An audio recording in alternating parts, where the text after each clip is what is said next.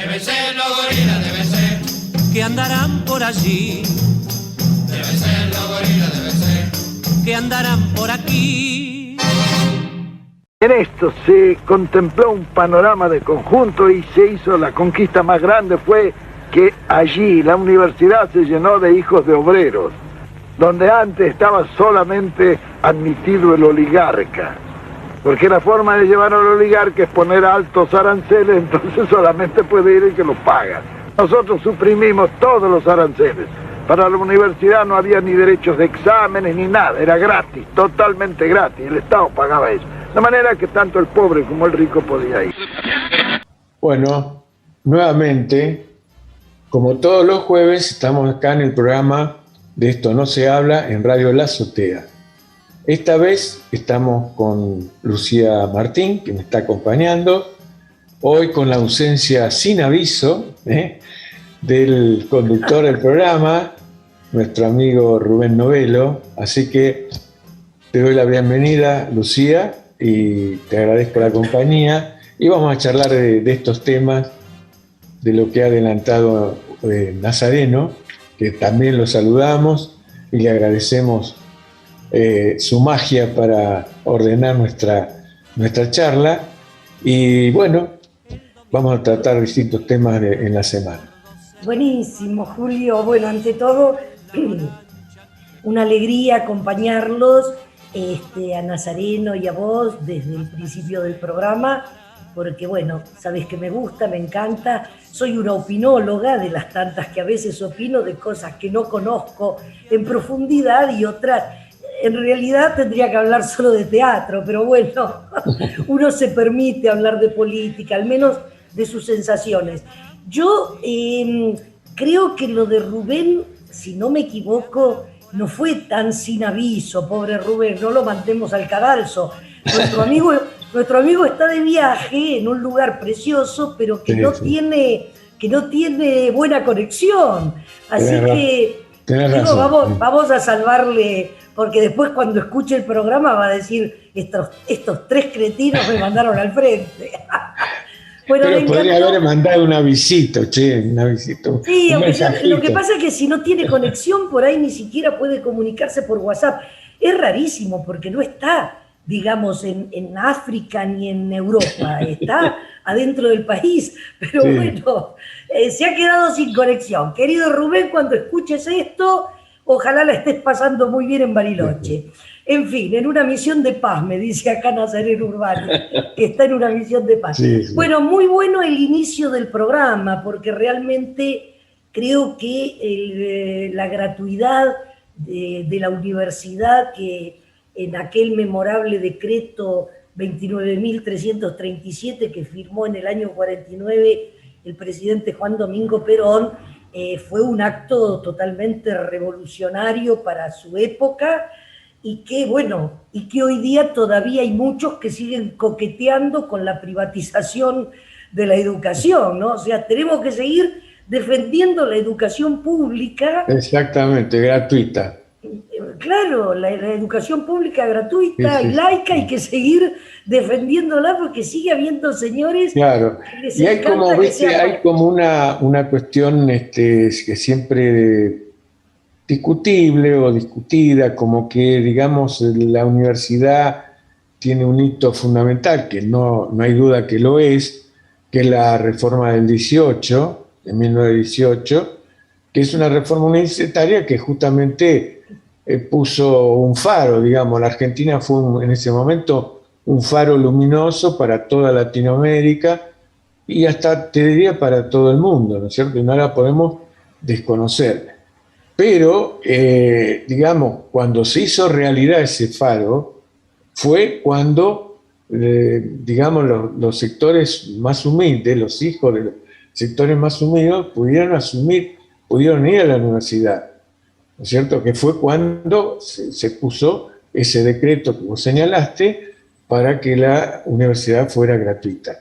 Y ahí los hijos de los obreros, de los empleados, pudieron acceder a la universidad. Hijos y hijas, ¿no? Claro, que de eso se trataba, sí, sin duda. La universidad existía desde mucho antes, pero que tuvieran acceso todos y todas no era factible.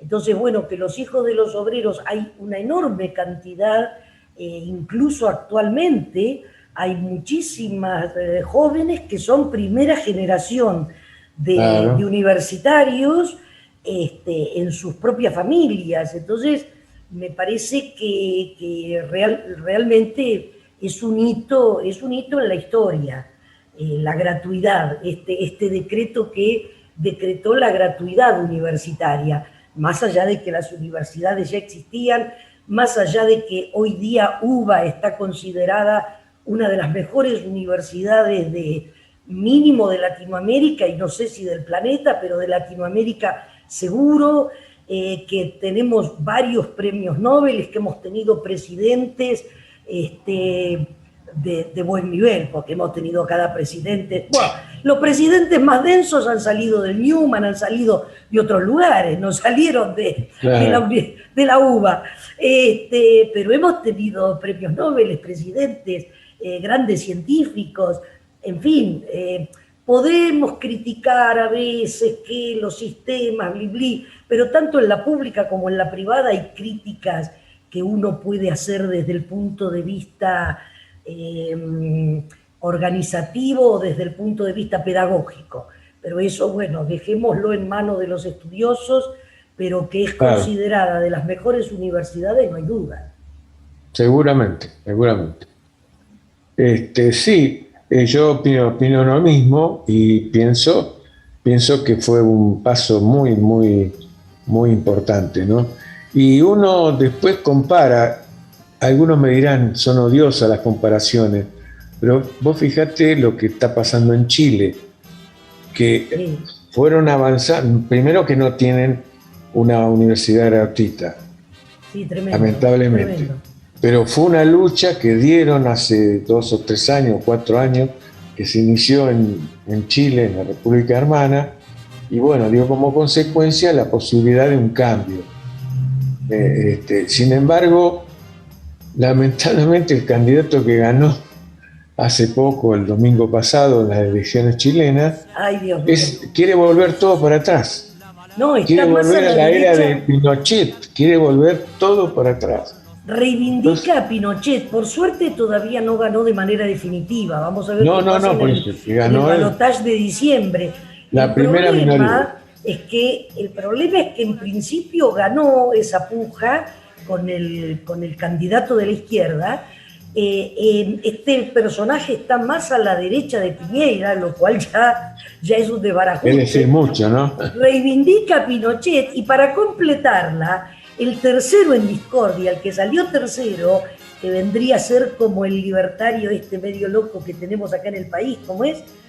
Milei, que sería el Milei chileno. El tipo hizo la campaña desde Estados Unidos y salió tercero. A ver, ¿qué está pasando en nuestra querida Latinoamérica? Ya no son las venas abiertas, ya son las venas despachurradas. Es una locura que un tipo desde Estados Unidos termine saliendo como fuerza tercera, y lamentablemente le va a dar el apoyo, porque es extremísima derecha, le va a dar el apoyo al que ganó la derecha. Perdón, Julio, que corte, pero veo el relojito de 8 minutos y me parece que tenemos que ir a los títulos y la memoria no me falla. Sí, te iba a decir, vayamos a los títulos. Muy bien. Bueno. Estos son los títulos de la semana en De Esto No Se Habla. Se recuperan las actividades más afectadas por el COVID y la economía se consolida en niveles prepandemia. De acuerdo al informe de panorama productivo del CEP 21, en las ramas que a principio de año eran las que más caían frente a 2019, como gastronomía, turismo, transporte de pasajeros y actividades culturales, fueron las que más se recuperaron en los últimos meses. El turismo vive días de revancha, casi 4 millones se movilizaron por todo el país. Fue el mejor fin de semana largo de noviembre de los últimos 5 años. Diputados del Frente de Todos, la ley de envases no crea un nuevo impuesto, sino una tasa ambiental. Los legisladores respondieron a las críticas que el proyecto recibe por parte de la oposición y de las empresas que no quieren pagar por causar un impacto ambiental que podría reducirse con el financiamiento al reciclado. Desarrollo Productivo movilizó 12.450 millones en iniciativas para perspectiva de género. De esa cifra, más de 4.100 millones corresponden a 500 créditos para proyectos liderados por mujeres en inversión, desarrollo y capital de trabajo. El gobierno crea el programa Fomentar Empleo. La iniciativa tiene por objetivo asistir a trabajadores con dificultades para ingresar al empleo formal en el desarrollo de su proyecto ocupacional. La industria PYME alcanzó el 71,3% de la capacidad instalada, uno de los niveles más altos en los últimos años. El informe elaborado por la Confederación Argentina de la Mediana Empresa también destacó que el 62% de las pymes consultadas evaluó la situación actual de su empresa como buena o muy buena y que el 21,6% tiene pensado incrementar sus inversiones en los próximos 2 meses. Antes de finalizar los títulos, les contamos con orgullo que ya hay más de 66.427.000 vacunas aplicadas en nuestro país. Son más de 36.230.000 personas con al menos una dosis y más de 28.777.000 con ambas, sumando las 253.000 personas con las dosis de refuerzo y más de 1.169.000 con la dosis adicional. Sigamos cuidándonos, que ya estamos más cerca de recuperar la vida que queremos y es posible porque tenemos en la Argentina un Estado presente para todos.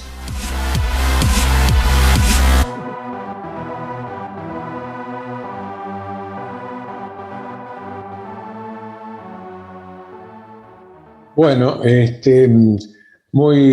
una síntesis muy buena de lo que está pasando, porque siempre acostumbramos a dar no muy buenas noticias, pero el desarrollo de estos títulos que nos regala el amigo Nazareno, vemos que el país está posicionándose, digamos.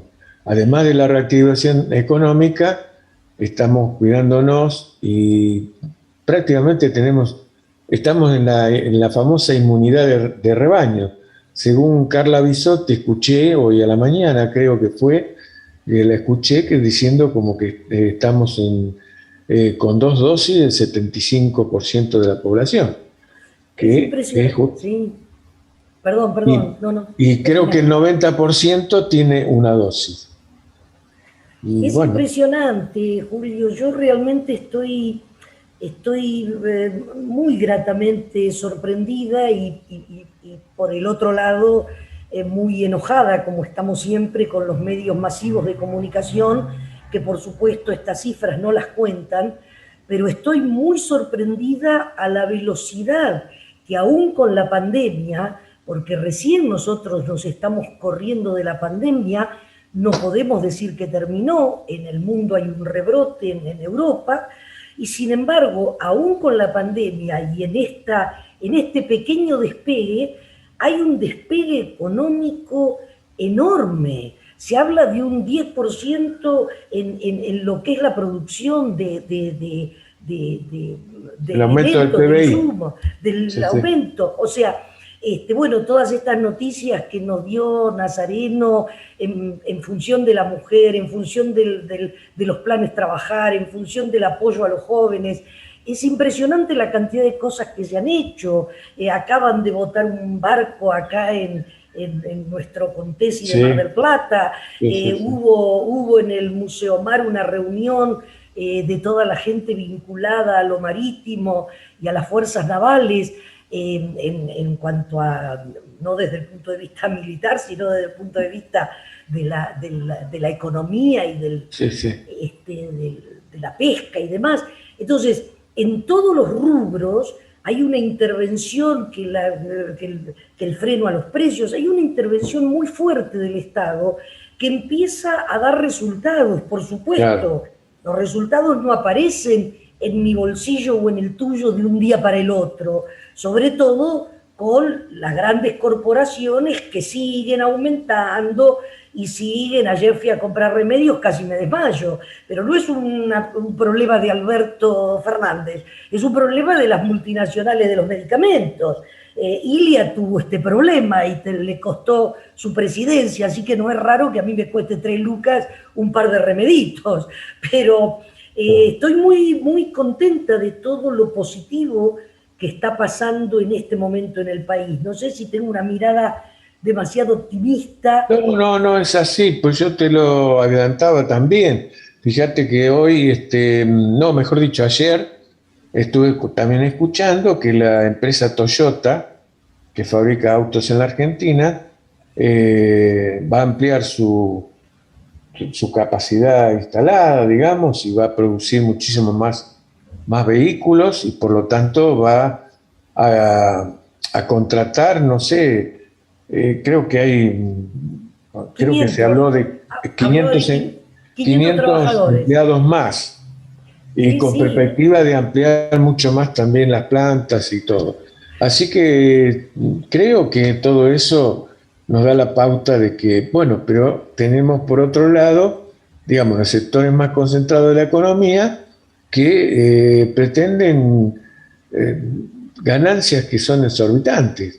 Exorbitantes. No hacen no es que no tengan que ganar, que tengan que ganar, decimos, y que está bien que ganen porque eso significa también que van a invertir en sus fábricas, en sus comercios, pero tendrían que tener un poquito de tolerancia, digamos, para que la gente, sobre todo la de menos recursos, que es la que consume mayormente los alimentos, puedan, no sé, comer todos los días, digamos. Sería... Digamos, perder no van a perder, sería Claro. un puntito menos. Hay países que la prensa hegemónica y que la oposición los nombra como los grandes países, en donde tienen la obligación de marcar a lo sumo con un 10% la mercadería.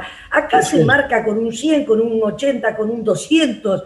Es un viva la pepa. Entonces, no digo todas las empresas, hay empresas nacionales que son muy fuertes y que bregan por el país, pero hay otras empresas que realmente dan vergüenza. Y recién me hacía acordar Nazareno, y es cierto, que el tema de las vacunas es importantísimo en nuestro país, tanto que jorobaron durante el año pasado a esta altura y antes, que las vacunas no servían, que acá nunca iban a llegar, que ponderaban la Pfizer por sobre todas las demás vacunas. Bueno, ese manicomio en el que convirtieron al país, y en este momento nosotros realmente hemos bajado los contagios y los fallecimientos al mínimo cuando Europa está explotando. ¿Por qué?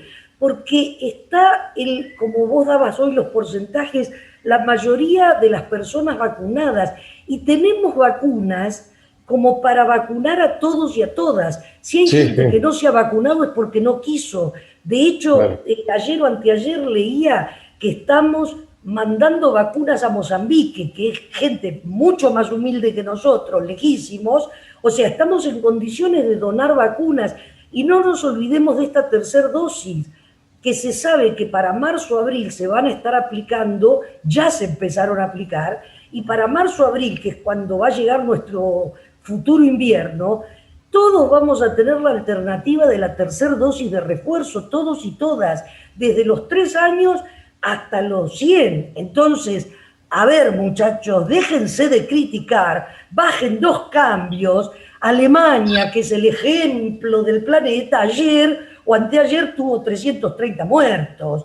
Entonces, basta de decir que somos lo peor del mundo, porque no somos en absoluto lo peor del mundo. Y en esto me enervo, porque realmente, tenemos que estar orgullosos de nuestros científicos.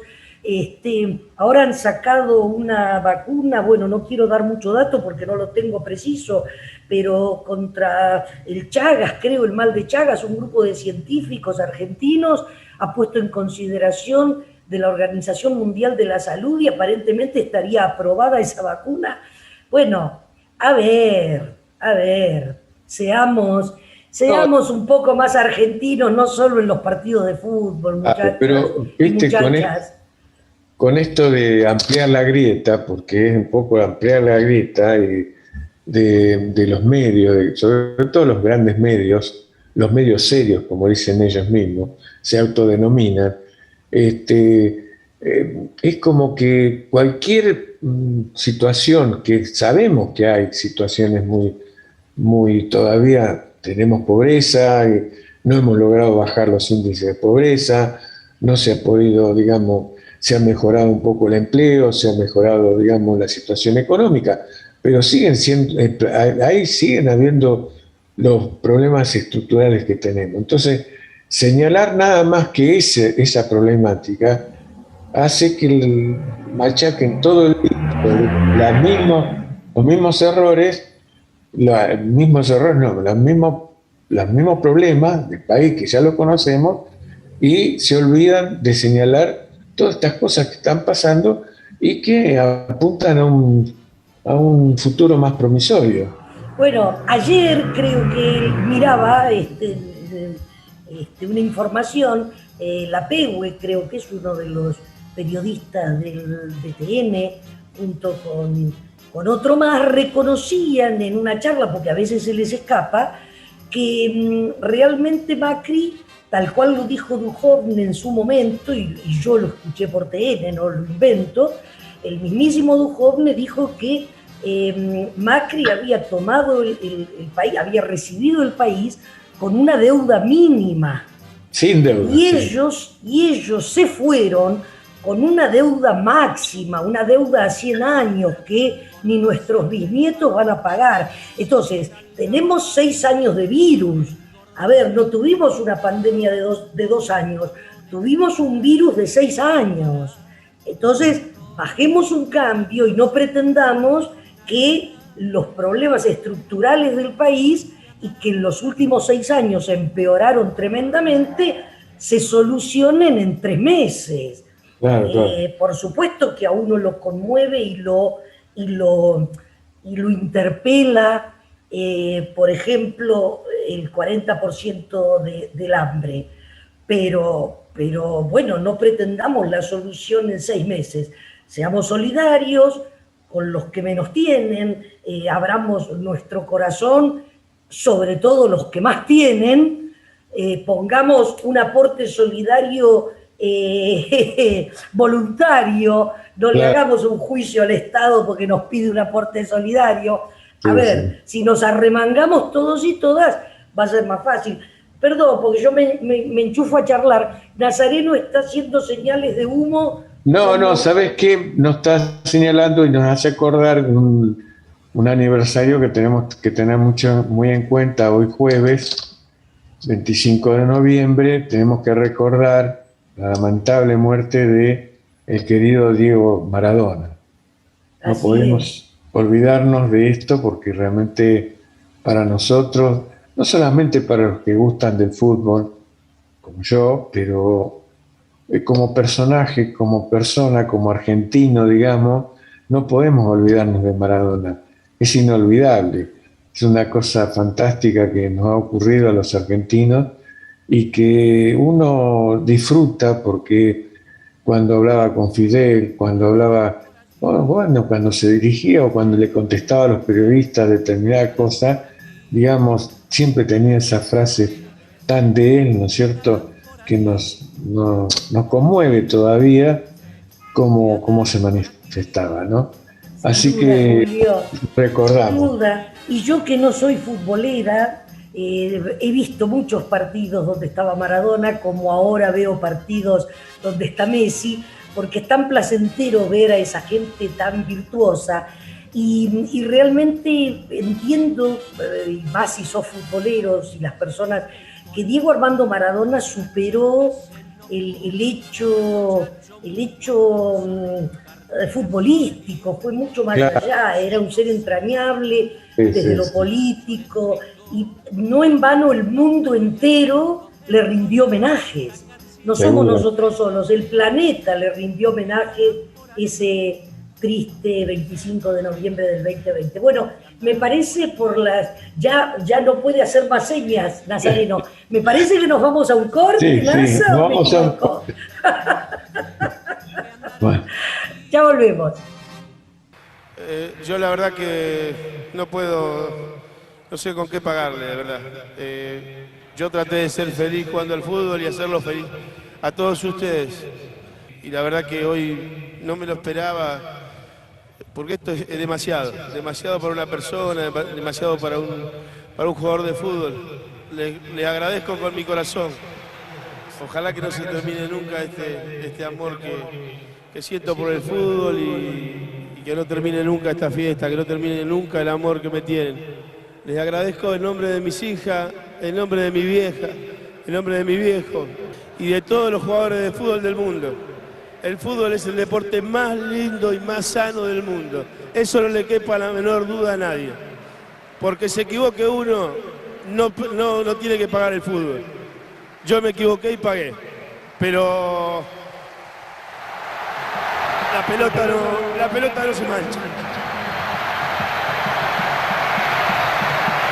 ¡Te quiero, Diego!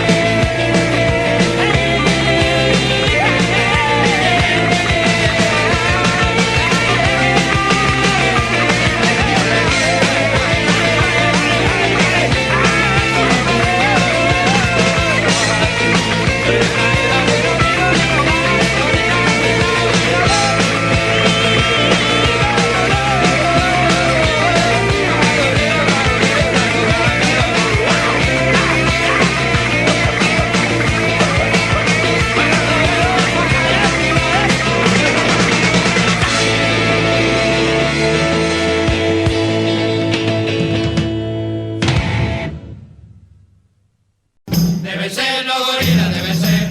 Que andarán por allí, Deben ser los gorilas, deben ser. que andarán por aquí.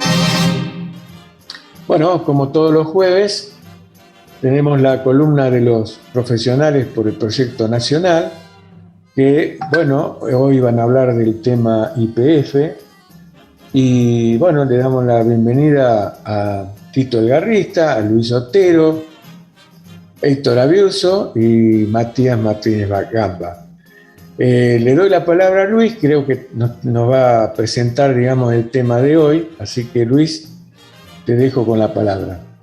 Bueno, muchísimas gracias, Julio.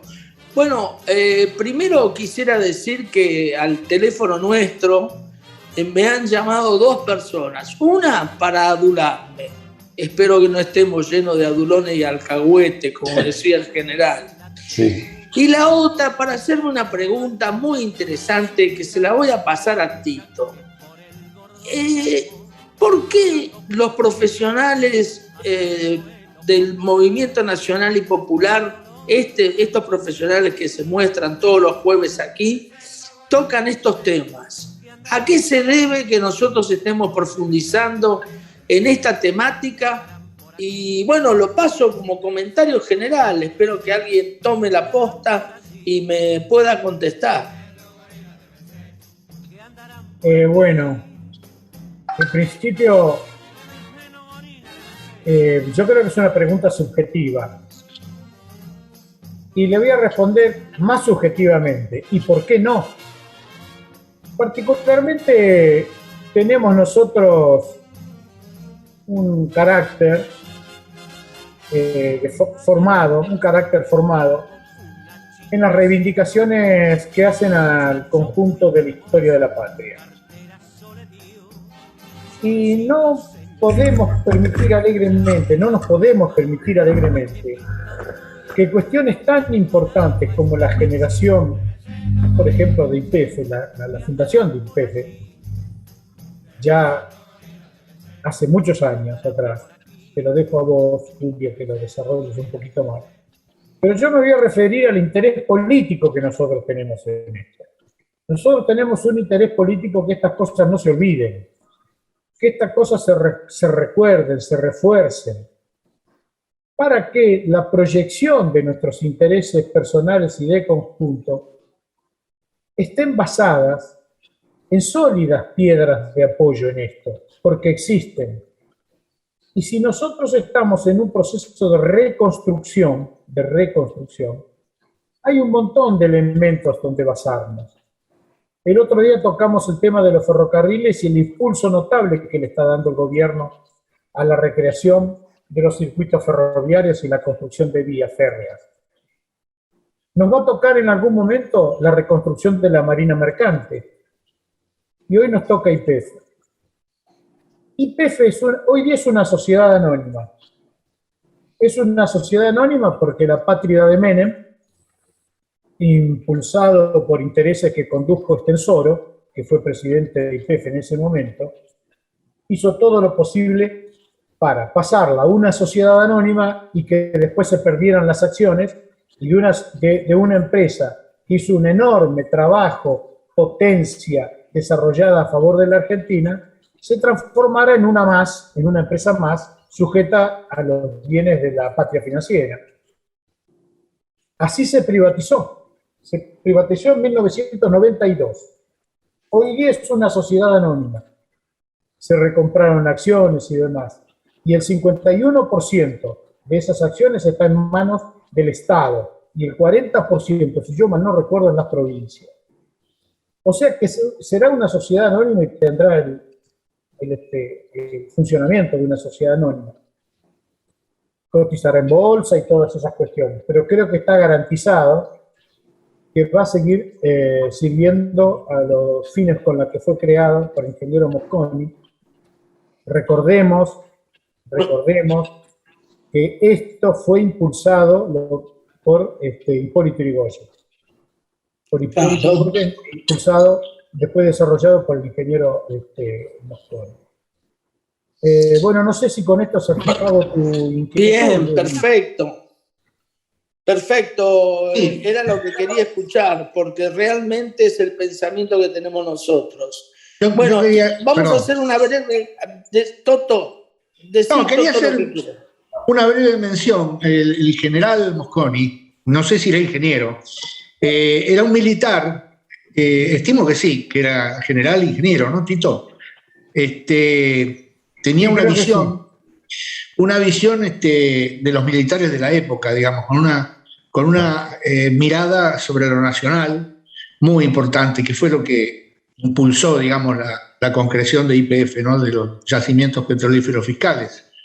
Una mirada muy distinta de los militares que vinieron después, donde pusieron el foco en la construcción de otro país alineado con los intereses foráneos. Así que me importaba destacarlo, así como el general Sabio, también otro general, ¿no? Padre de la siderurgia argentina, otro militar. No, simplemente esa acotación. Exactamente. Decir, el hecho de que, bueno, nosotros hacemos mucho hincapié, por supuesto, en nuestra columna semanal de la independencia energética, de la soberanía energética, es decir, un país hoy en día, por supuesto, que tiene dos grandes fuentes de recursos, que son los alimentos y la energía. Argentina, afortunadamente, tiene ambas matrices. La matriz de alimentos, por supuesto, históricamente, desde el punto de vista agropecuario, ¿no? Con volúmenes escandalosos de producción, ¿no? 180 millones de toneladas de granos por año que produce la Argentina, es decir, 4.500 barcos que salen del río Paraná con esos granos, y después la cuestión energética, que por supuesto que no es un tema menor, porque Argentina tiene una matriz extremadamente amplia, ¿no? De energía hidroeléctrica, energía termoeléctrica con centrales, energía nuclear, por supuesto, y bueno, lo que ya vimos en los otros programas, que fue las nuevas energías estas, lo de vaca muerta, lo de litio, lo del hidrógeno verde. Es decir, Argentina realmente tiene una matriz y ocuparse de ese tipo de problemas, por supuesto, que es crítico para el desarrollo de la nación. Sí, es verdad. ¿Y cómo comenzó todo esto Mosconi y con Comodoro Rivadavia, que es, digamos, el puntapié inicial que se le dio a YPF. YPF es la empresa más grande que tiene la República Argentina, si no me equivoco. Es la empresa que ha llegado a todos los rincones, y de la mano de YPF fue una pieza fundamental que fue el Automóvil Club Argentino, que ha llevado el combustible a todos los rincones de la patria. ¿Cómo fue todo esto en Comodoro Rivadavia? Pues estaban buscando agua, señores. Estaban buscando agua y encontraron petróleo. Y en función de eso es que se generó esta empresa, que se le dio esta oportunidad por parte del presidente Irigoyen en aquel entonces, como en la siderurgia se le dio rosca por parte del general Perón. Por ejemplo, voy a contar una anécdota muy interesante. Los surtidores que nosotros conocíamos históricamente de las estaciones de servicio de YPF, las hizo la SIAM. Se las hizo hacer el general Perón, y la SIAM se creó una nueva empresa que luego terminó haciendo automóviles y motocicletas. Es decir, que la mentalidad productiva, la mentalidad desarrollista que tenían estas personas que pertenecían al campo de lo militar, ¿no? Mosconi, Savio, Perón, es una cosa que realmente hoy nos sorprende, porque todo lo que hemos conocido después ha sido realmente lamentable. Bueno, sí. De la misma manera que se aplicó un criterio ramal ferroviario que no funciona, se cierra, la devastación que produjo en los campos petroleros la privatización de YPF fue terrible. Pero también hay que reconocer la enorme resistencia que se produjo o que mantuvieron los trabajadores de YPF. Los trabajadores de YPF y una universidad, la Universidad Nacional de La Plata, con los investigadores y demás, han emitido enorme cantidad de trabajos apuntalando el combate, la lucha y la memoria. Yo, por estas circunstancias de la vida, ¿no?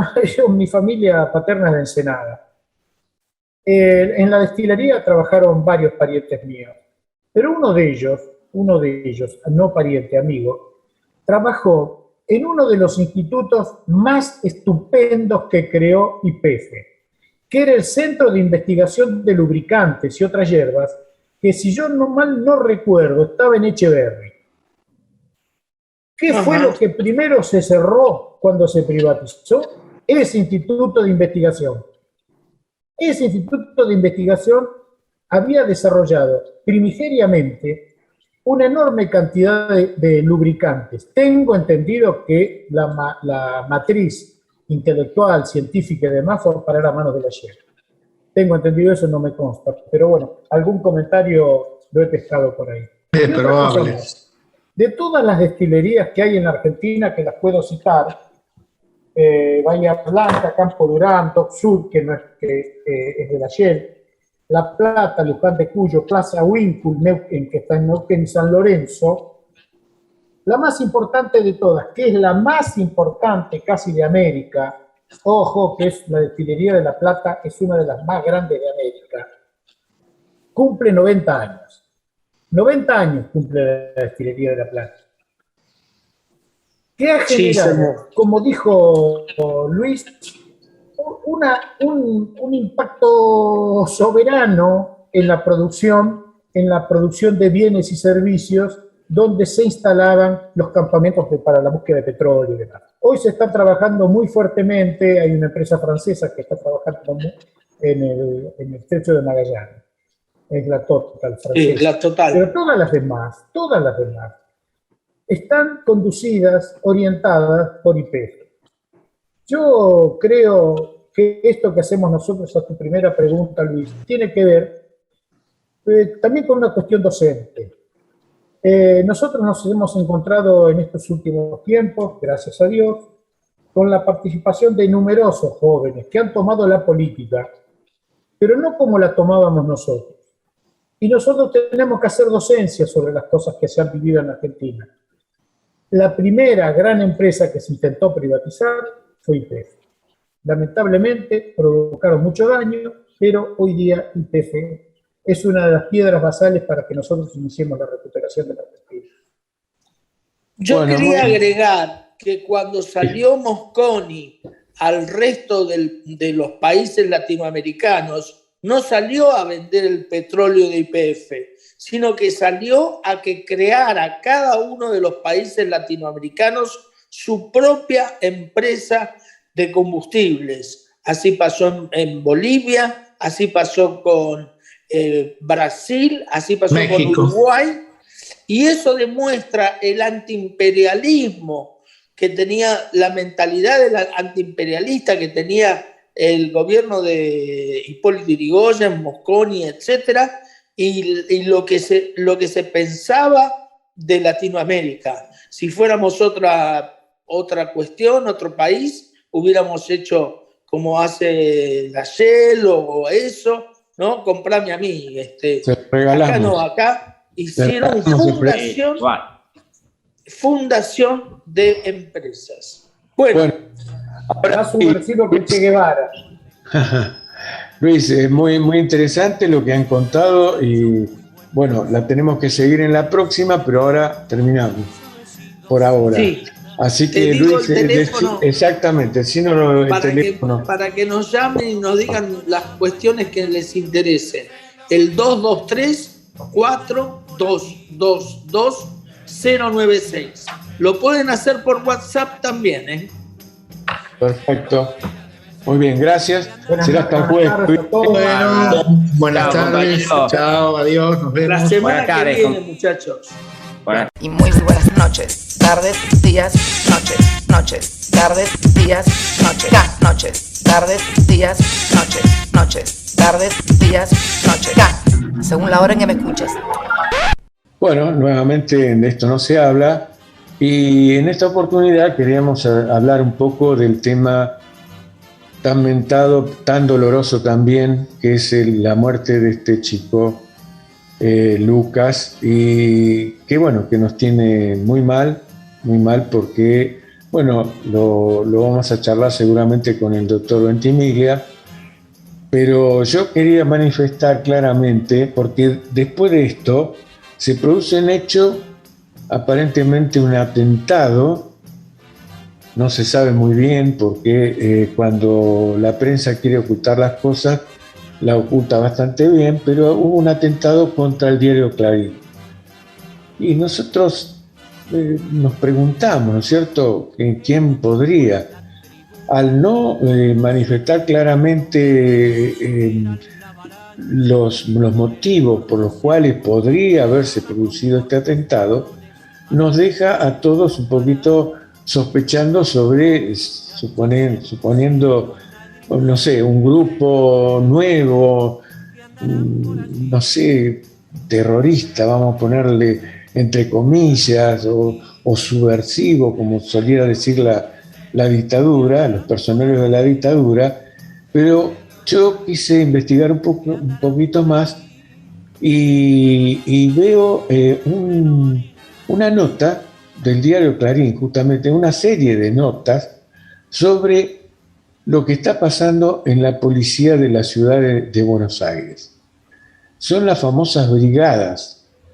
Justamente la que mataron a Lucas era una brigada. Esta serie de documental que está haciendo un periodista del diario Clarín, que está muy bien informado, evidentemente, y bueno, uno se tiene que alegrar de que el diario Clarín por lo menos ponga en claro, negro sobre blanco, las situaciones de esta policía, ¿no? De esta policía que lo que hace es recaudar.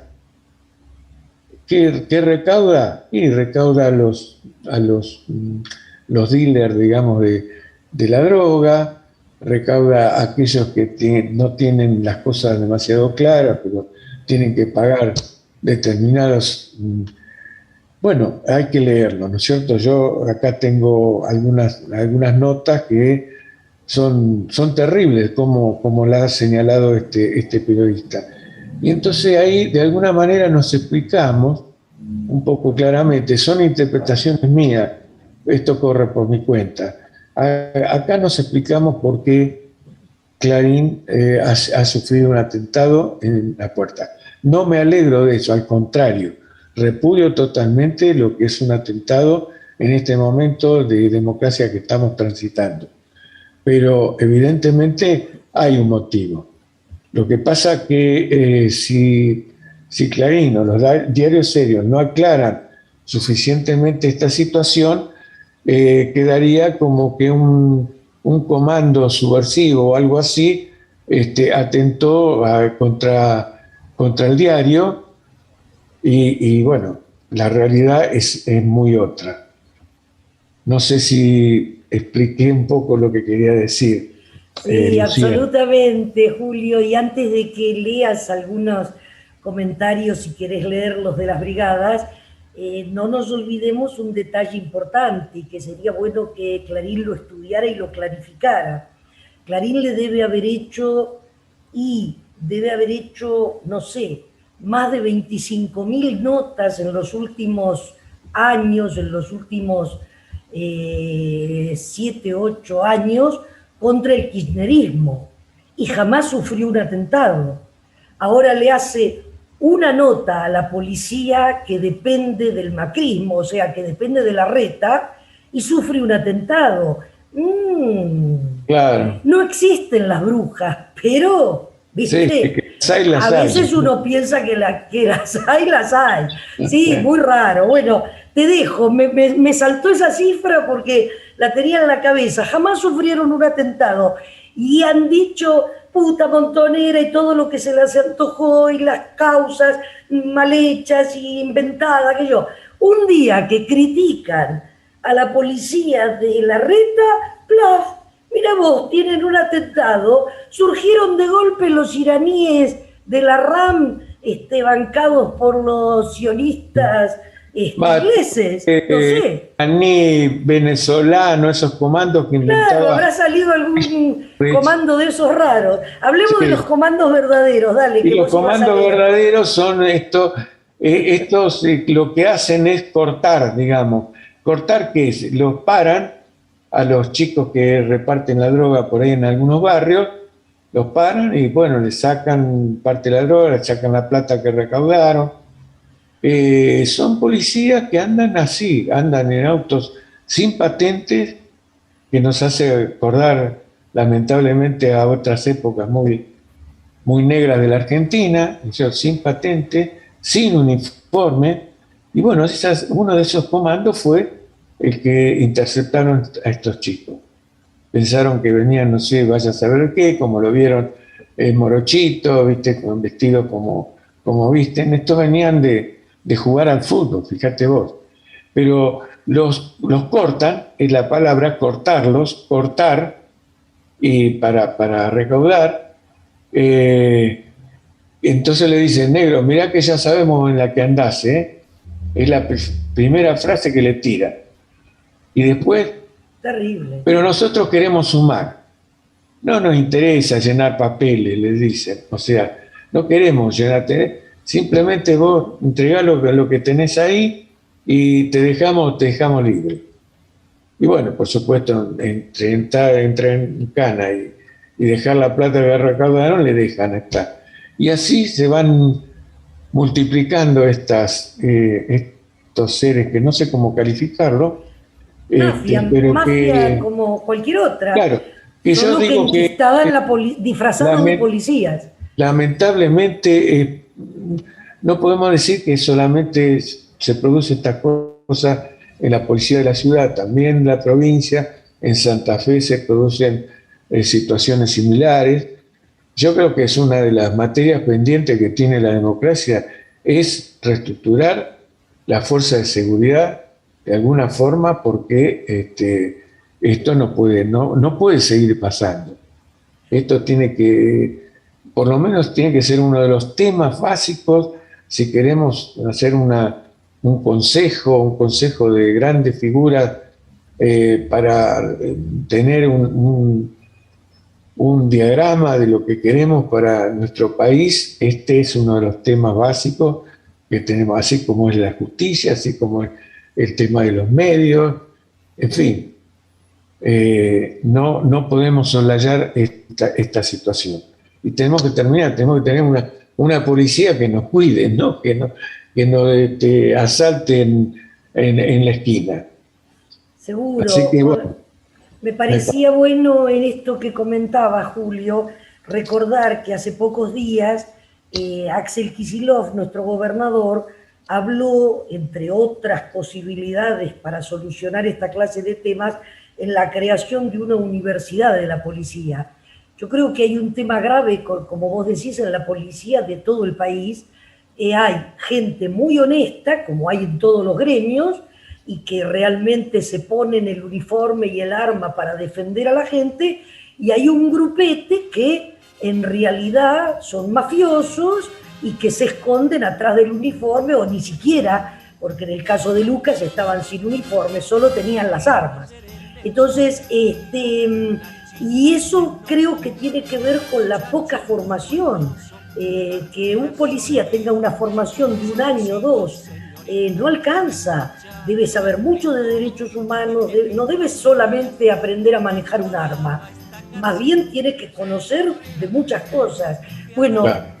Ahí apareció el cartelito de que nos vamos a un corte, así que al corte se ha dicho. Sí. Nazareno dirige la orquesta con los cartelitos. Es un dictador. Es un dictador. Bueno, vamos.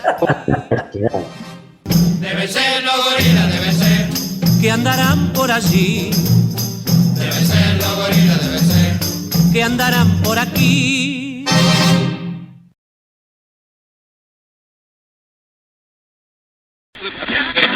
Observamos este masculino que estaba realizando maniobras evasivas ante el tránsito.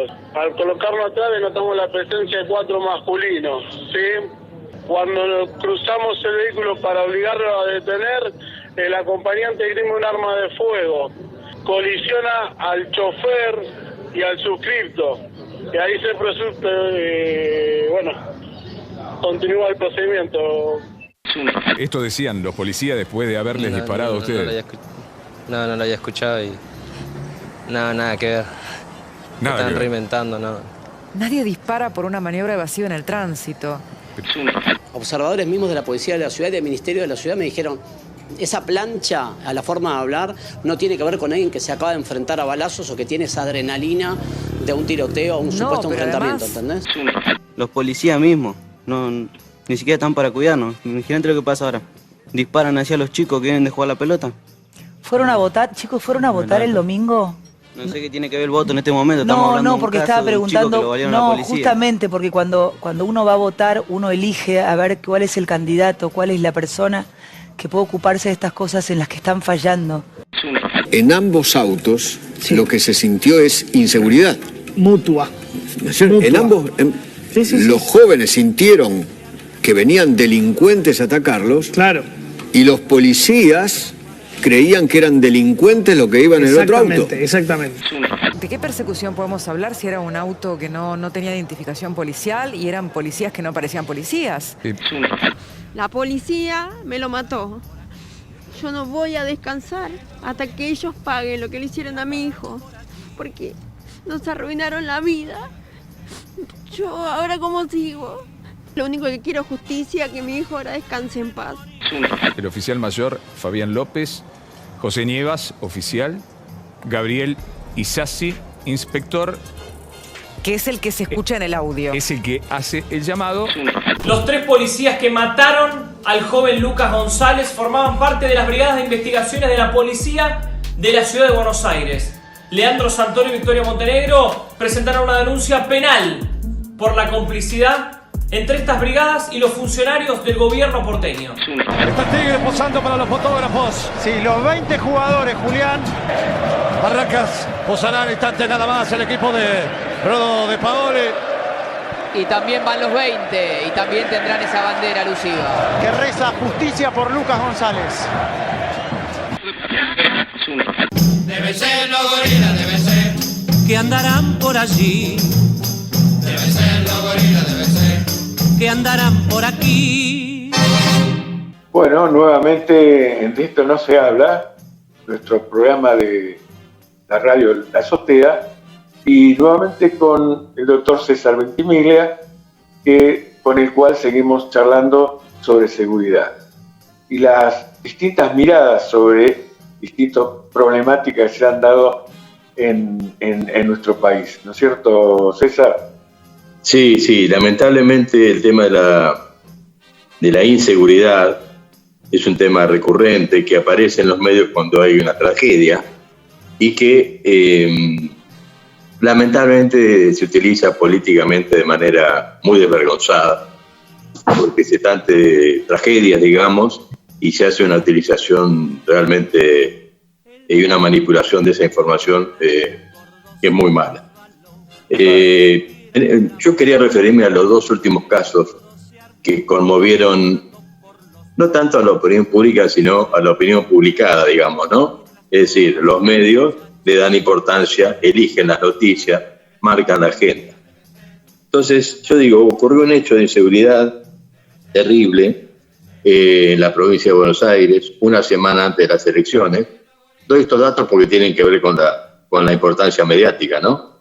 Que fue el asesinato de un kiosquero, que tuvo, bueno, mucha presencia en todos los medios, pues casi todos los medios permanentes, en donde elípticamente y no tan elípticamente a veces se buscaban responsables políticos, que los hay, pero claramente fue un hecho delictivo más. Y días después de las elecciones, y esta vez en la capital, ocurre otro hecho lamentable, que fue el homicidio de un chico que iba en auto, que volvía a entrenar en su equipo de fútbol con dos amigos, y que también produce una víctima inocente. Entonces, en los dos casos estamos ante un kiosquero asesinado y ante un pibe morocho, además, y doy este dato porque es un dato relevante, que es asesinado. Hay una diferencia, independientemente del lugar, y es que en el primer caso fue un delincuente, claramente, y en el segundo fueron policías. O sea, en el primer caso las balas se las consiguió el delincuente, y en el segundo caso las balas se las proveyó el Estado. Esto marca una diferencia, y esto tiene que ver, si nos remontamos a nuestra historia reciente, con lo que es el terrorismo de Estado. Es decir, el Estado no puede matar impunemente. Y acá hubo una maniobra en donde se intentó cubrir este homicidio de los pibes que eran sospechosos, entre comillas, por policías que además no tenían credencial, no tenían sirena, no iban en un patrullero, podían ser perfectamente ladrones, y es probable que lo fueran además. Entonces, ¿qué quiero decir con esto? Que no se puede especular políticamente con estas desgracias. Son problemas del Estado, de todos los gobiernos. Hubo algunos intentos de modificar la política de seguridad, pero la verdad en los últimos 20 años tenemos que decir que han sido 2 o 3 años, y estas políticas se cortaron y volvimos a la solución fácil, digamos, que es más patrulleros, más policías, y ahora están los discursos de mano dura que ganan votos, como en su momento ganó votos o intentó ganar votos Rucauf, Aldo Rico, ahora está los libertarios hablando de la mano dura, Espert, diputado nacional, hablando de transformar a los delincuentes en un queso gruyère. Es decir, juzgan y condenan, aplican la pena de muerte sin juicio previo. Entonces, es una locura. Yo quiero llamar un poco a la sensatez y volver a algunas cuestiones que, aunque las repitamos, no nos vamos a cansar de hacerlo, porque fueron algunos intentos en donde se obtuvieron resultados. Ejemplo, en nuestra ciudad durante un tiempo funcionó la policía local. Esta policía tenía como jefe político al intendente. Este no es un dato menor, porque el jefe político de la policía de la provincia es el gobernador y está a 400 kilómetros. El intendente está en el centro de la ciudad. Entonces, cuando hay un hecho de inseguridad, los vecinos van a quien votaron para que los cuide en todo sentido, que es el intendente. Tenía cierta lógica de gestión territorial, tener una policía en donde quien impartiera las directivas y las políticas y las estrategias fuera el intendente y también el responsable político de su incumplimiento. Hay un dato que yo quiero recalcar y que es indiscutible, y es que durante la gestión de la policía local, la tasa de homicidios se redujo al 50% con relación a los periodos anteriores en donde no había policía local. Cuando dejó de funcionar la policía local, las tasas de homicidio lentamente van recuperando los niveles anteriores. No hay que ser un experto en seguridad para darse cuenta de que la única diferencia que hubo en esos momentos, en esos periodos, fue la existencia de una policía capacitada en nuestra ciudad, con formación universitaria, con programas vinculados con la realidad local, con el conocimiento de los barrios, con el conocimiento de las calles, que básicamente patrullaban las calles de a pie, 3 o 4 policías, y con eso se lograba la prevención. Obvio, el resultado se ve en los indicadores de homicidios, hubo menos homicidios. Nosotros siempre decimos que es muy difícil mostrar el éxito de una política de seguridad porque es la no ocurrencia de hechos lo que demuestra su éxito. Entonces no podemos decir en un diario o en un canal, qué bien, hoy no mataron a un kiosquero o ayer no mataron a un jugador de fútbol. Es decir, claramente cuando las cosas funcionan más o menos bien, esos hechos se reducen. Entonces yo insisto con lo siguiente, no estaría mal, por ejemplo, repensar la cuestión de la policía local, que si bien tiene dependencia presupuestaria de la provincia, tiene la gestión y la responsabilidad del intendente como jefe político, porque acá funcionó. Otra cosa que tendría que funcionar bien es el órgano de reclamo de política de seguridad, es el Foro Municipal de Seguridad. Eso tampoco está funcionando, existe por ley provincial, le da al pueblo de la provincia de Buenos Aires la potestad de implantar y negociar y coordinar todas las políticas de seguridad con la policía y no está funcionando. Y esto es una falencia de la gestión municipal. Entre paréntesis tenemos que decir que nuestro intendente, experto en seguridad, fue prácticamente el fundador de la policía de la ciudad de Buenos Aires, que en su momento se inauguró reprimiendo en el Borda. Bueno, son los mismos muchachos que ahora mataron al pibe que venía a entrenar al Club Barracas. Digo, a veces las experiencias en seguridad sirven y a veces no sirven. Y a veces sirven, bueno, para mostrar algunos resultados, pero en donde diferenciamos a las víctimas, ¿no? No es lo mismo Rafael Nahuel que Axel Bloomberg. Claro. Claramente, no es lo mismo. En un caso fue muerto por la espalda, por balas también pagadas por el Estado. En otro caso fue muerto por delincuentes. En un caso se modificó el Código Penal por las grandes movilizaciones y el otro quedó en el olvido. Entonces digo, seamos objetivos, seamos razonables y pensemos en qué podemos hacer seriamente y como política permanente para reducir los casos de violencia. Hay otras cuestiones que también podemos retomar. Uno es aquello que comentamos en otra charla, que es la existencia de centros de mediación comunitaria, que fue un reclamo que se produjo como uno de las propuestas, digamos, del plan estratégico del 2013, que nunca se implementó, que fue consensuado, quedó en letra muerta.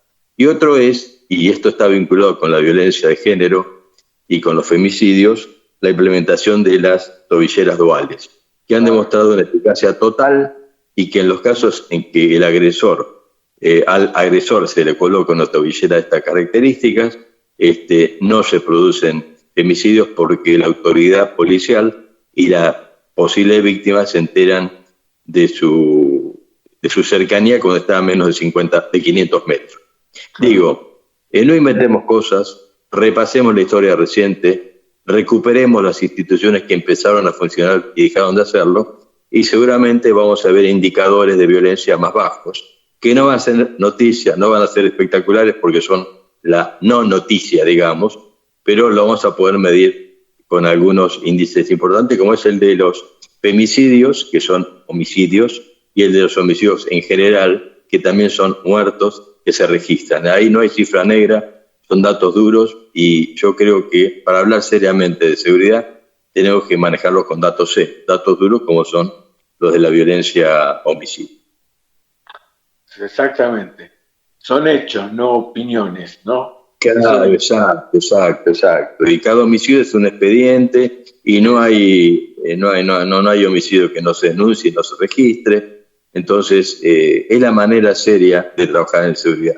Todo lo demás es especulación política, mediática, utilización, digamos. El otro día en un artículo que escribía un amigo común, Carlos Bossi, que hablaba sobre los consejeros de seguridad, entre comillas, decía que bueno sería que los delincuentes salieran, por ejemplo, vestidos todos de rojo o de verde, porque ahí sería más fácil ubicarlos y meterles balas, como dicen algunos. Pero como no salen los delincuentes disfrazados de rojo o de verde, cualquiera de nosotros puede ser delincuente.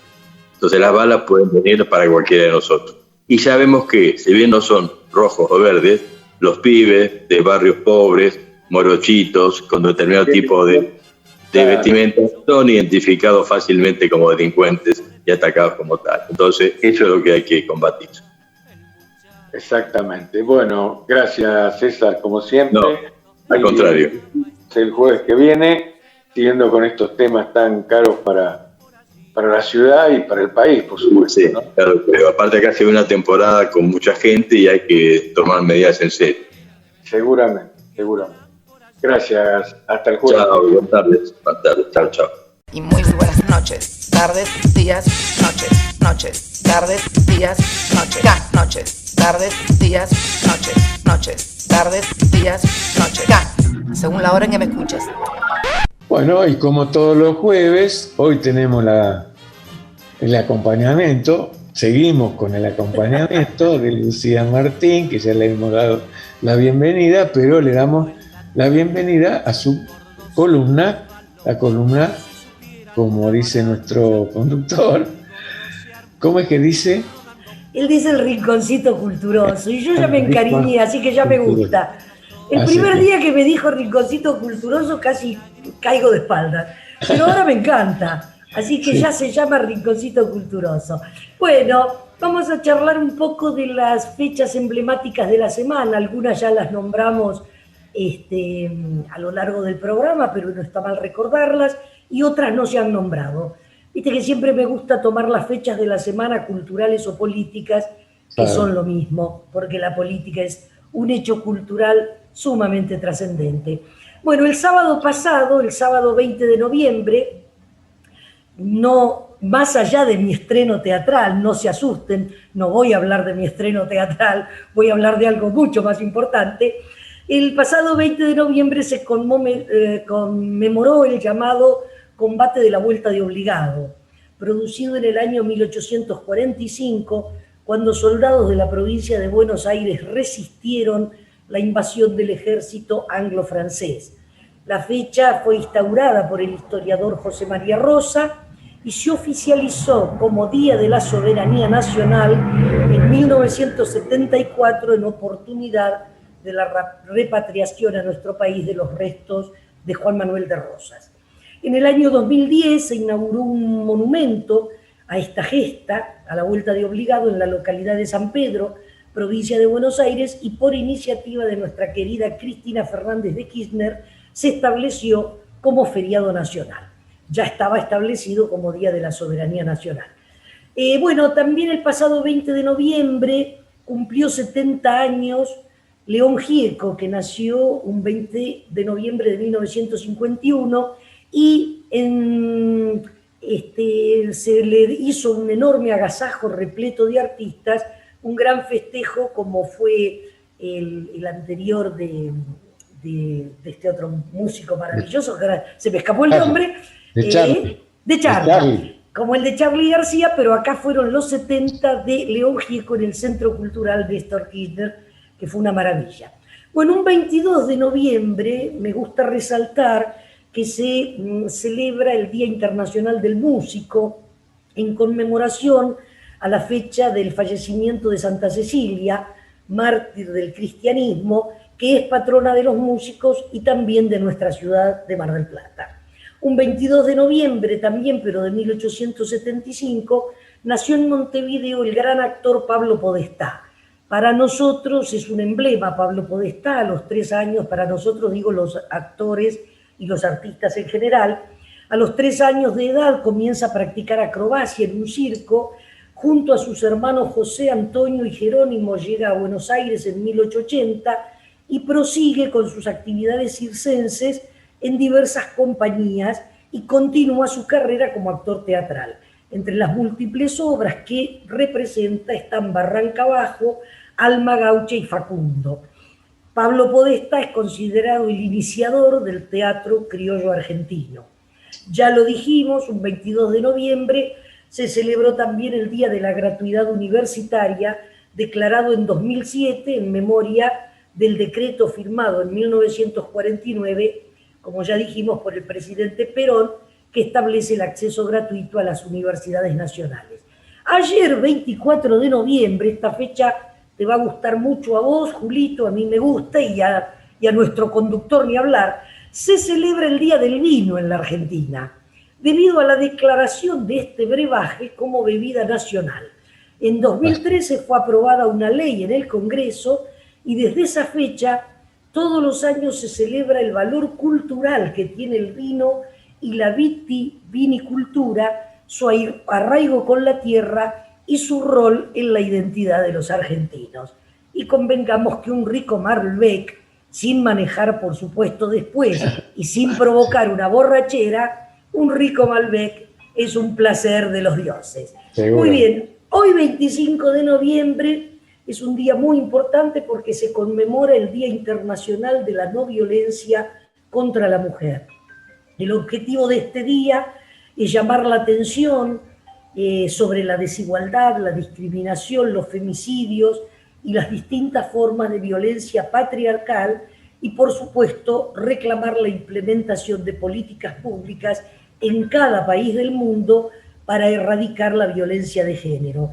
Hoy se está realizando, se acaba de realizar en nuestra ciudad y en el resto del país sendas marchas conmemorativas. Bueno, mis compañeras, por supuesto, de género, del grupo de género de la agrupación Irrompibles, estaba presente con nuestras banderas. Yo no pude ir un poco para cuidarme de la pandemia, pero fundamentalmente para poder estar acá teniendo el placer de grabar con mis compañeros este programa. Bueno, un 25 de noviembre también, pero de 1951, en Argentina es inaugurada la República de los Niños, un parque temático con edificios públicos a pequeña escala. Y como ya dijimos, también un 25 de noviembre, pero de 2020, se producía el fallecimiento de nuestro querido Diego Armando Maradona y se producían los múltiples homenajes que hubo en todo el planeta. Mañana, 26 de noviembre, nace un personaje muy interesante, María Josefa Ezcurra, que fue hermana de Encarnación, quien sería la esposa de Juan Manuel de Rosas. María Josefa fue una protagonista muy destacada del periodo de guerra civil que enfrentó a unitarios y federales, y por supuesto ella se puso al servicio federal del proyecto político de su cuñado. También mañana, en 1903, nacía en Buenos Aires el músico y compositor de temas populares Sebastián Piana, autor de temas emblemáticos como Milonga Triste, Caserón de Tejas, Milonga Sentimental, entre muchísimas otras. Y en 1944, un 26 de noviembre, nacía en Rosario el dibujante, humorista, cuentista y novelista Roberto el Negro Fontana Rosa. Lo subrayo porque es tan querido y es un símbolo del humor gráfico en la Argentina. Recordemos que en 2015, con la promulgación de la ley 27.100, se estableció este día como el Día Nacional del Humorista en su homenaje. Y por supuesto el enorme impacto que toda su obra produjo en el humor gráfico argentino. Sabemos que Fontana Rosa se destacó por personajes entrañables como Inodoro Pereira y su perro Mendieta, que ha llegado incluso al teatro.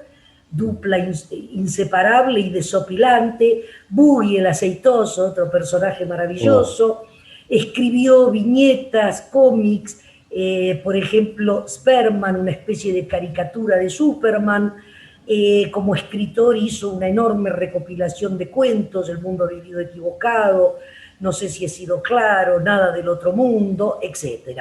Y para cerrar la columna, elegí varias frases de nuestro entrañable Fontana Rosa que me parecieron una preciosura porque cada una es una metáfora en sí misma. Por ejemplo, te regalaría las estrellas, pero te has empecinado en un par de zapatos. Otra, el optimista ve la copa medio llena, el pesimista la ve medio vacía, el borracho la ve doble. Me encantan todas. Decimos, haz como la hormiga que trabaja todo el día, pero no sabemos cuán jóvenes mueren las hormigas.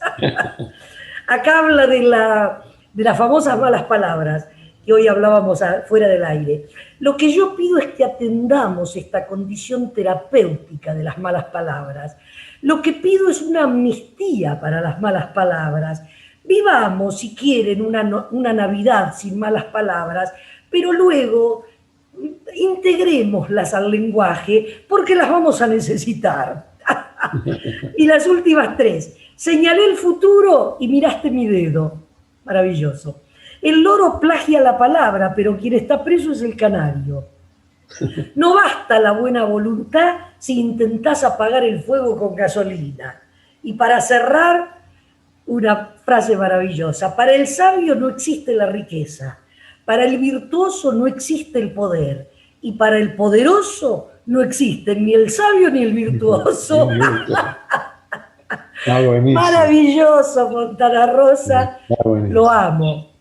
Sí, sí. Bueno, muy bien. Sí. Para terminar, yo no quería dejar de señalar lo bien, lo bueno, lo buenísimo que fue el espectáculo de Orinoco, protagonizado por nuestra compañerita Lucía Martín, que estuvo fantástica, magnífica. No lo digo por amiga y por compañera y por hermana de la vida, lo digo porque realmente con todo el corazón, porque nos fascinó su interpretación, así que digamos, lo recomendamos mucho porque en el verano se va a dar, y creo que próximamente también, pero creo que ya están agotadas las entradas, ¿no? Bueno, ¿sí? Ante todo, Julio, mil gracias. Viste que no te interrumpí, es tan lindo recibir elogios y recibir mimos.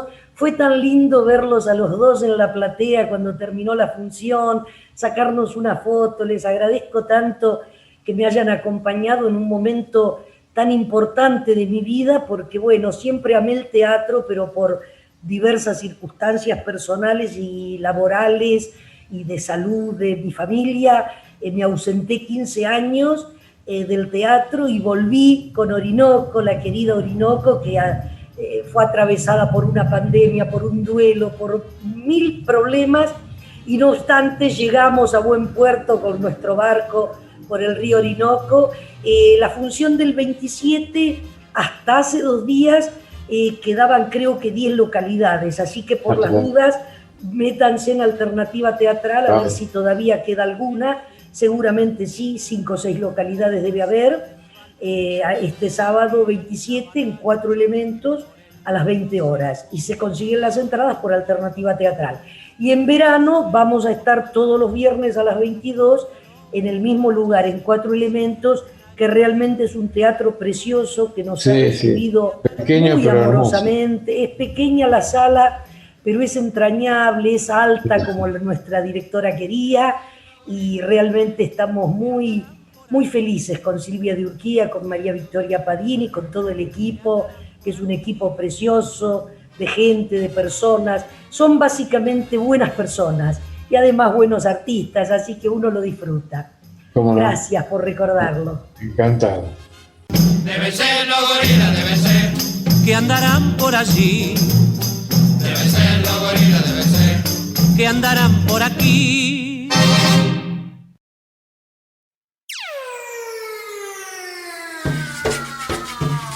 A todas y todos, Tal vez ha llegado el momento.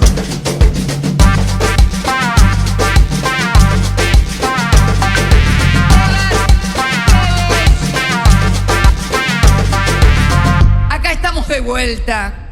Bueno, nuevamente de esto no se habla y como siempre con la visita de Franco Manes, nuestro historiador de cabecera, y hablándonos justamente de nuestra historia, de nuestra querida historia argentina. ¿Qué tal, Franco? ¿Cómo estás? Muy bien, Julio. Acá estamos dispuestos nuevamente a encarar aspectos de nuestro pasado que nos permiten tener aprendizajes y tener una perspectiva de nuestro futuro, ¿no?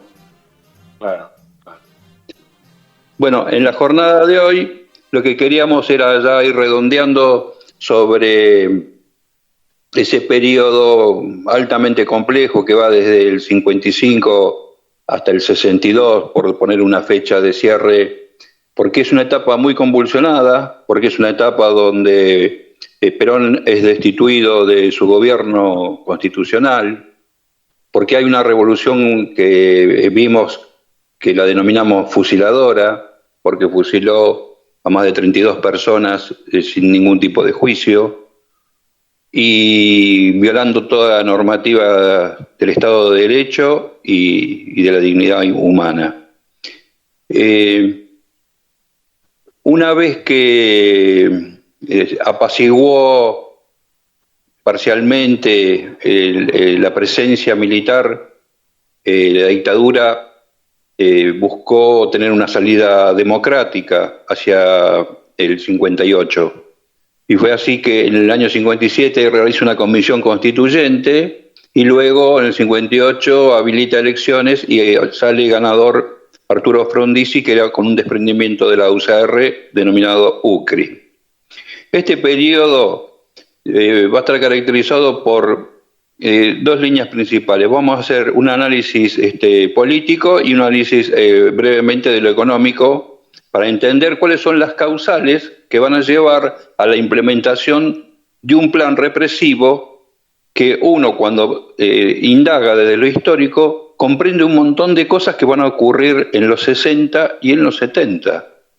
Es prácticamente la protohistoria de la represión que nosotros la vimos en su grado excelso con la dictadura del 76. Entonces, ¿cuáles fueron las pérdidas que sufrió el pueblo argentino después del 55 desde el punto de vista económico? Fueron violadas todas sus leyes, todas sus conquistas sociales y toda su participación en la producción de la riqueza. Eso sería desde el punto de vista económico. ¿Y cómo se materializó? Bueno, reduciendo su participación en la vida política y también su participación en la vida sindical. Fueron desplazados de los sindicatos, todos los dirigentes que habían participado de ese proceso de distribución positiva de la población. Y en el aspecto político, el deseo ferviente que tenía la dictadura de desperonizar la sociedad se materializa con los bloqueos a la figura de Perón, manteniendo su exilio en forma sostenida, o sea, no permitiendo que estuviera cerca de la Argentina, y donde estuviera inclusive atentar contra su vida, como lo que ocurrió en Venezuela, que afortunadamente no estaba en el auto que había explotado con una bomba. Siempre entonces fue dejar de lado a la facción, o más que la facción, la representación política mayoritaria que tenía el peronismo. Y la prueba fue que en la Comisión Constituyente el peronismo estaba vivo porque marcó un 24% de votos en blanco. Ese capital político que había en la época de la Constituyente impulsó a Frondizi muy hábilmente a hacer una alianza con Perón para él acceder a la presidencia, cosa que la logra, porque Perón hace un acuerdo envía a Jorge Antonio y Frondizi envía a Frigerio, y hacen un acuerdo en el cual había un montón de pautas que cumplir. Entre ellas, la más importante era restituir los sindicatos a los trabajadores, mejorar las condiciones sociales de los trabajadores también, y que legalizar el partido peronista. Cosa que, de todo eso, lo único que empezó a cumplir fue un mejoramiento de la cuestión salarial, con un gran aumento que se dio al principio de su gestión, pero al poco tiempo, con esta idea de vincularse con los capitales extranjeros para la explotación de petróleo, porque él apuntaba a tener una soberanía energética, omitió todas las otras condiciones y quiso consolidarse con ese solo proyecto. No le fue bien, porque inmediatamente, ya a fines él asume el 1 de mayo del 58, ya en noviembre tenía el conflicto con los petroleros. Y para prever una resistencia que iba a tener seguramente con los petroleros, ahí es donde se firma un decreto, que es el 9880, secreto, que establece las bases de lo que se llama el Plan CONINTE, el Plan de Conmoción Interna del Estado. O sea que él ya evidentemente preveía que iba a haber acciones desde su gobierno que iban a generar una reacción popular. Entonces, qué mejor que ya estar preparado desde lo legal. ¿Y qué significó el Plan CONINTES? El Plan Conmoción Interna del Estado.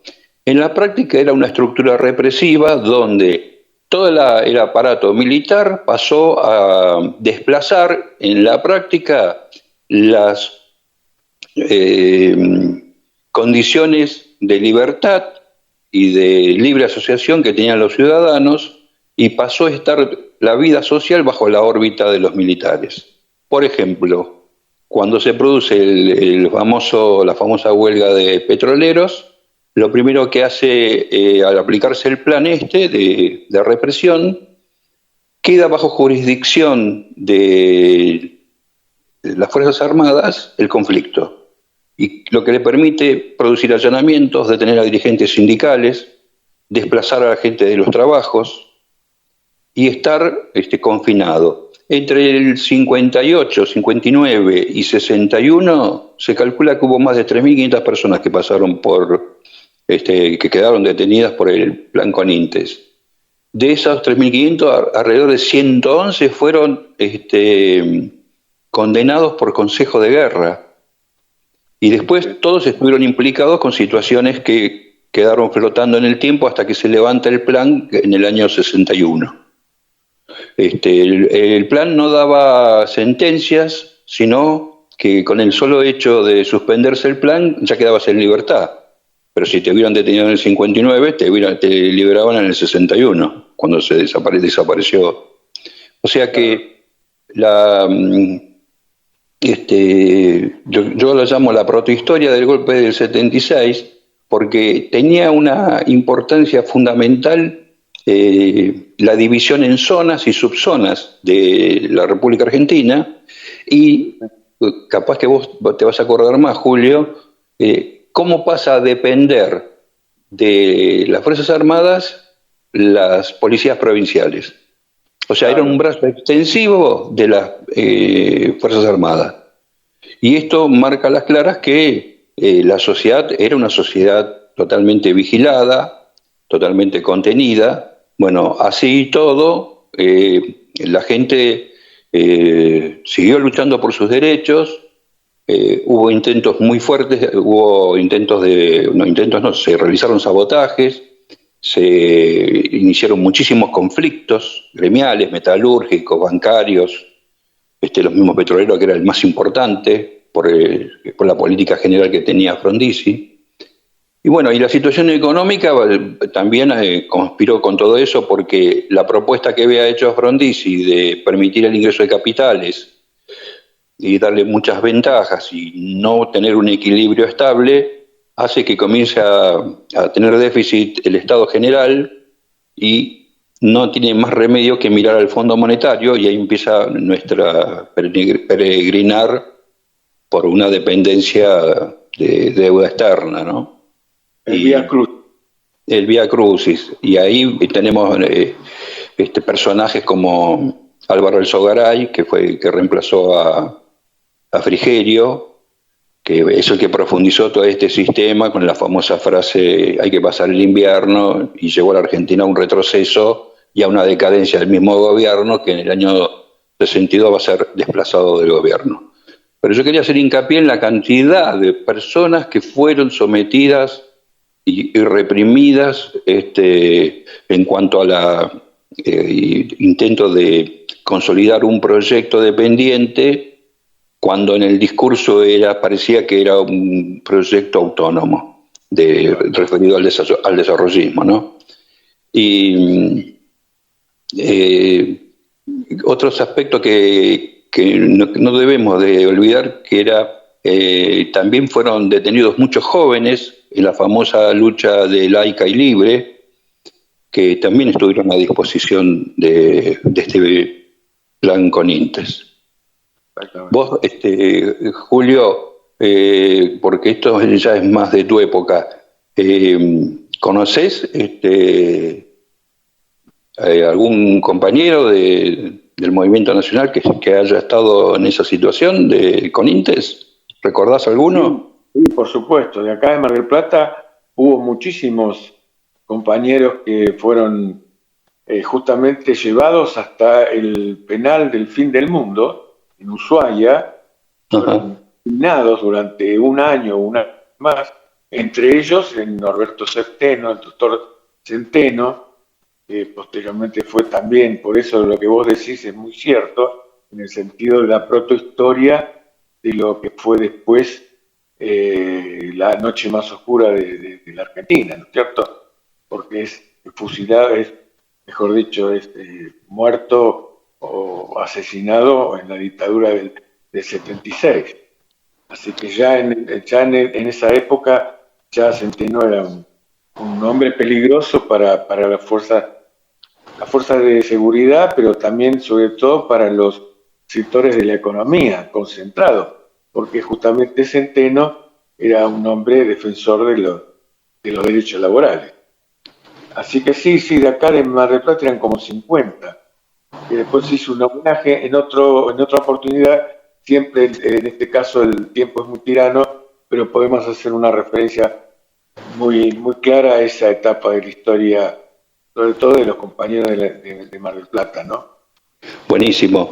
Vos sabés que justo lo nombraste a Centeno. Vos sabés que yo leí justo ayer que Centeno había estado detenido en Rawson por el plan Conintes e hizo un alegato jurídico de lo que significó el plan Conintes, y es espectacular.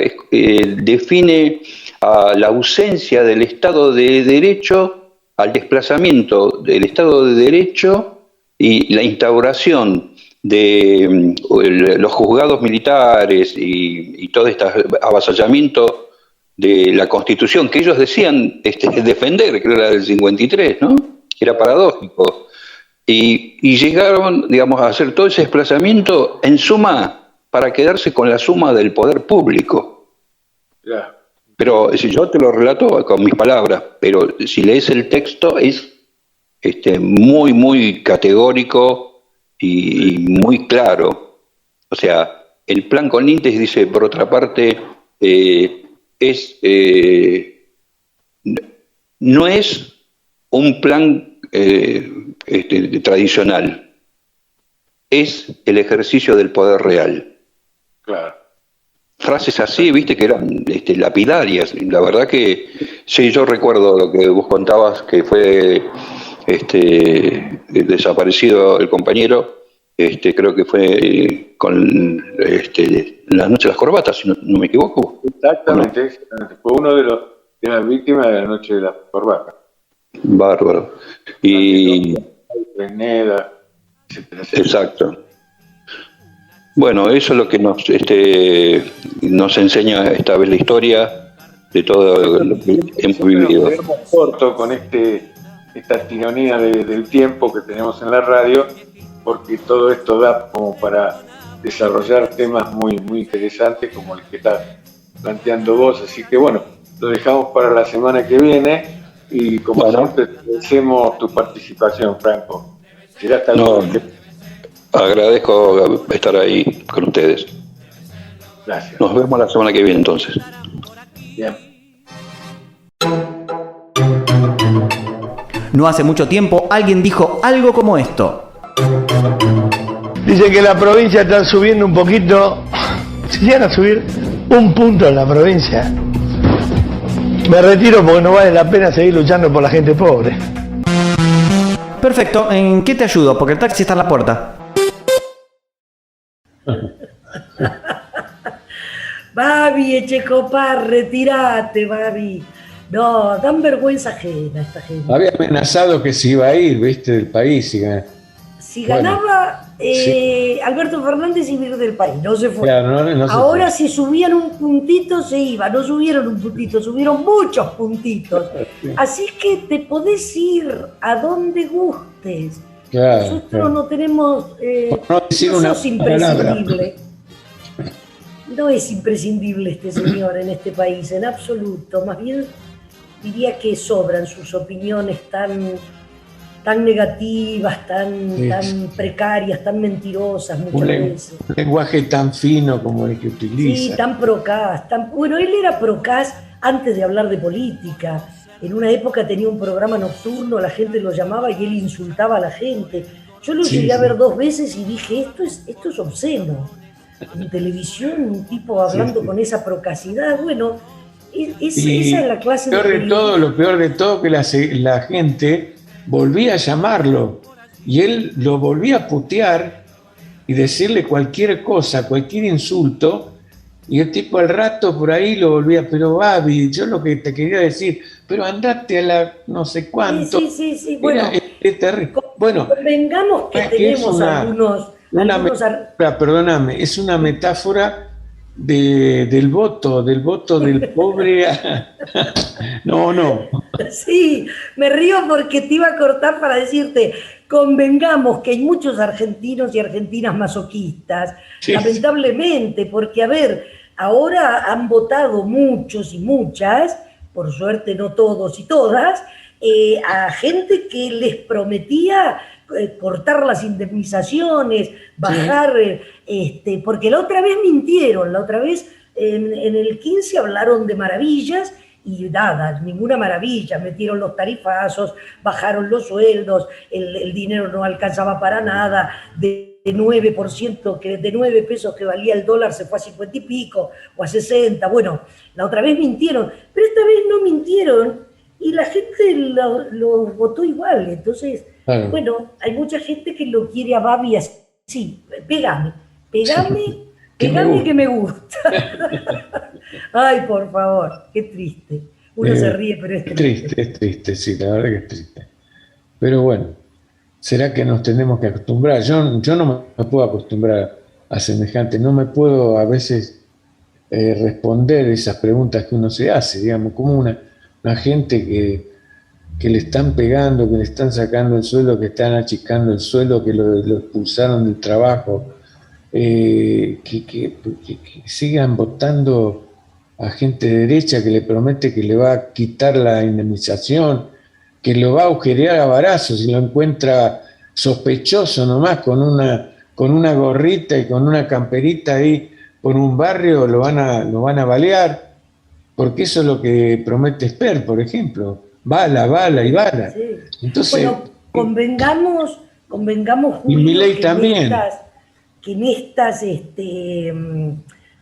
elecciones últimas, los que en primera vuelta habíamos perdido 4 millones de votos, era el Frente de Todos por gente enojada, que después la gran mayoría fue y votó en noviembre. En realidad, por ejemplo, Juntos por el Cambio no sumó demasiados votos más, sumó 100.000, que es mucho. Ahora, quiere decir que hay demasiada gente que está de acuerdo, no sé si son todos desclasados, supongo que sí, porque la mayoría somos trabajadores en este país, la clase alta y la oligarquía es una minoría. Entonces, quiere decir que hay mucho trabajador que aún con la expectativa de que lo maten a balazos por la gorrita, o aún con la expectativa de que le bajen el sueldo, elige eso y creo que tiene que ver con ese antiperonismo tan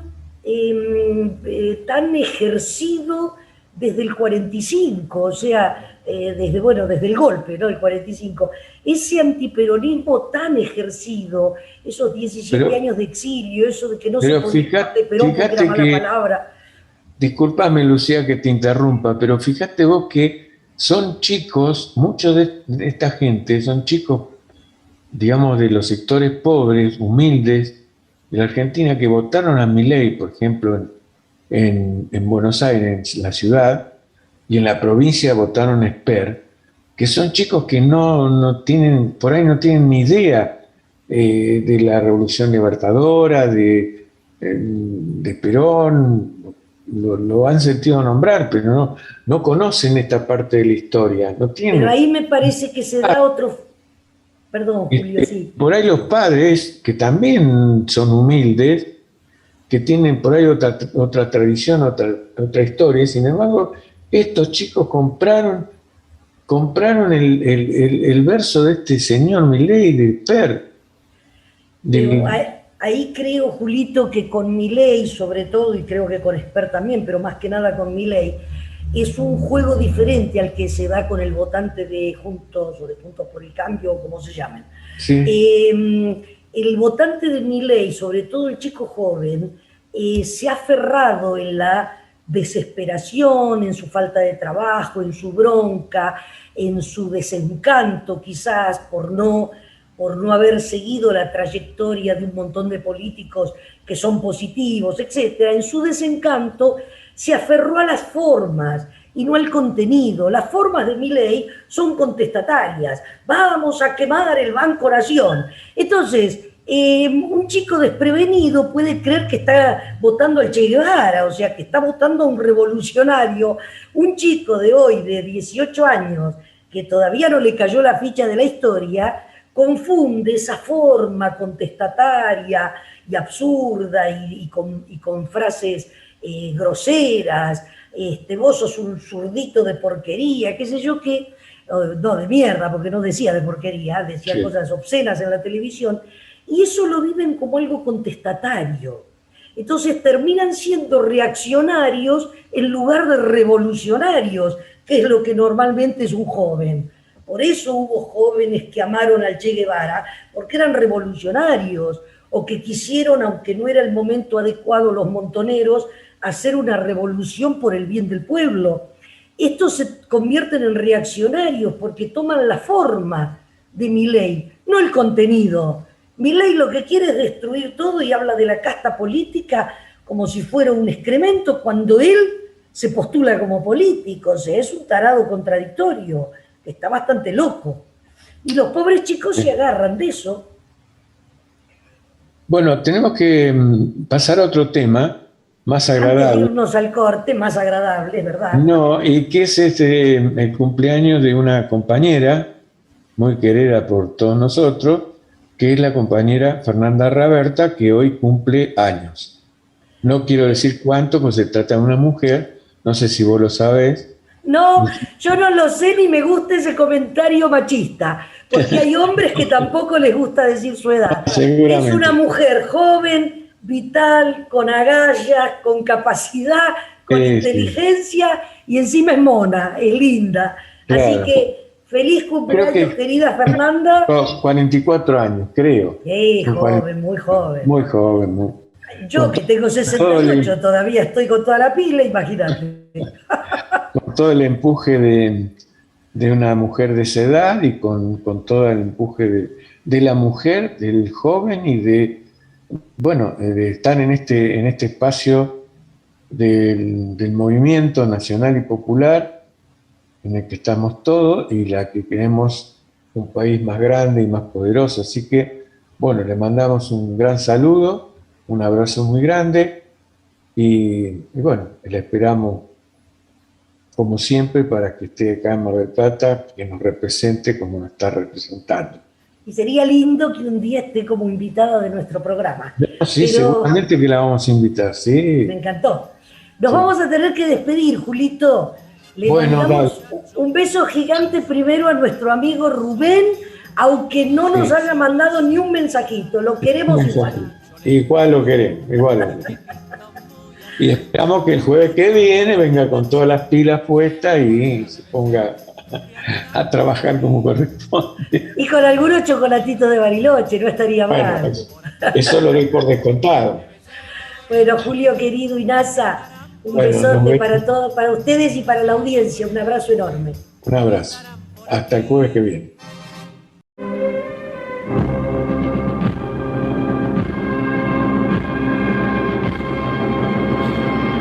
Que los cumplas muy felices, que los cumplas muy felices, que